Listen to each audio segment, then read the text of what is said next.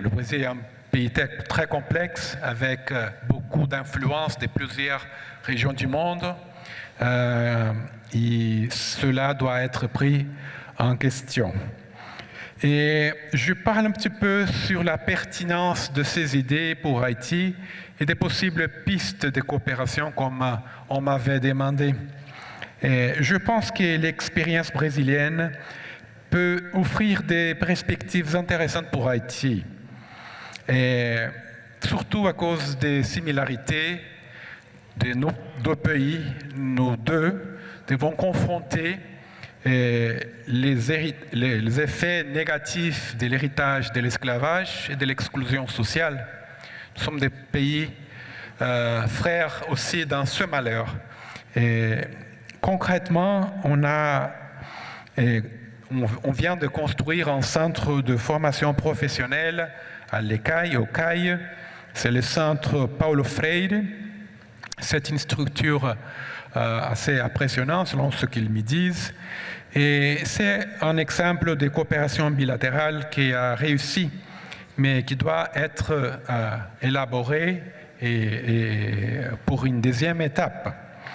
Mais cette école, ce centre, offre une espèce de modèle de capacitation technique et professionnelle dans plusieurs domaines.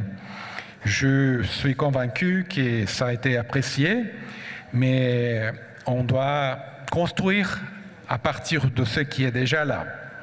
Il y a d'autres domaines qu'on peut ajouter à ce qu'ils font maintenant, comme par exemple renforcer l'apprentissage en électronique, la maintenance des équipements, secteurs liés au tourisme, à la gastronomie, à la mer, la pêche, la maintenance des bateaux, l'agriculture, l'éducation physique, le sport, le football. Il y a beaucoup de choses qu'on peut penser pour avancer. Et il y a d'autres modalités de coopération aussi possibles.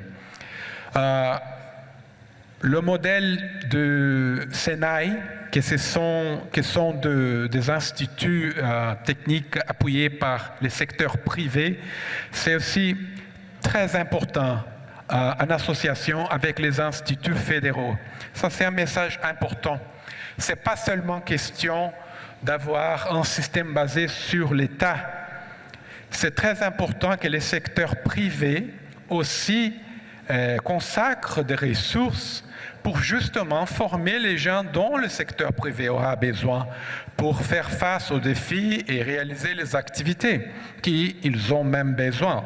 C'est un système qui peut travailler ensemble très bien. Pour conclure, le Brésil se tient prêt à partager son expérience et à accompagner Haïti dans la refondation de son système éducatif, en particulier dans les domaines de l'éducation technique et professionnelle. Le partenariat entre l'Union européenne et Haïti est positionné ici. Et puis ensuite, d'entendre également les voies d'évolution.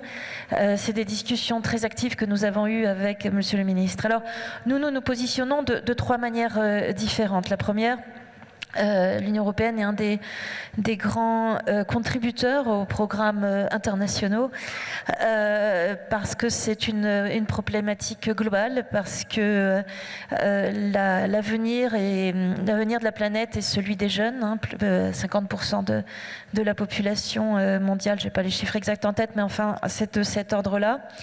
On est dans cette jeunesse qui fait le monde de demain, qui construit nos sociétés de demain et à qui nous donnons aussi les clés pour demain. Je pense que le terme là, il est ici. Nous donnons les clés pour demain. Donc nous nous positionnons au niveau global, nous nous positionnons aussi sur les grands projets de nos partenaires ici en Haïti.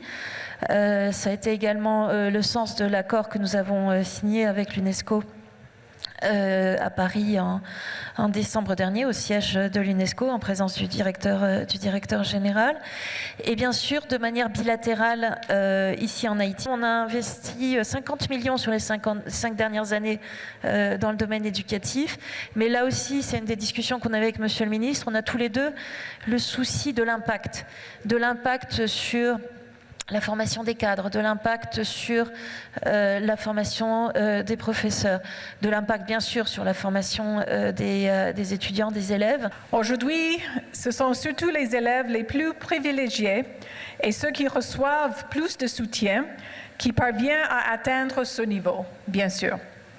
L'UNICEF prend cela très au sérieux. En collaboration avec le UCP et le ministère, nous allons piloter un modèle pour repérer les enfants à risque de décrochage scolaire en leur faisant passer un test vers la fin de la 3e année du fondamental et en croissant leurs résultats avec des informations sur la situation socio-économique de leurs parents et de leur famille. Cela pour identifier les enfants qui sont les plus à risque et pouvoir proposer des mesures de remédiation en utilisant les ressources humaines existantes à l'école. Nous allons aussi investir dans la santé et bien-être scolaire que nous savons contribuent à la rétention scolaire. La supplémentation de vitamine A, déparasitage, supplémentation en acide folique, et dépistage des difficultés fonctionnelles physiques, notamment sensorielles, pour y apporter des solutions. En termes de formation professionnelle, nous voulons, comme l'ambassadrice de l'Union européenne mentionne, mettre en place, tester des partenariats innovants. L'expérience du Brésil est très inspirante.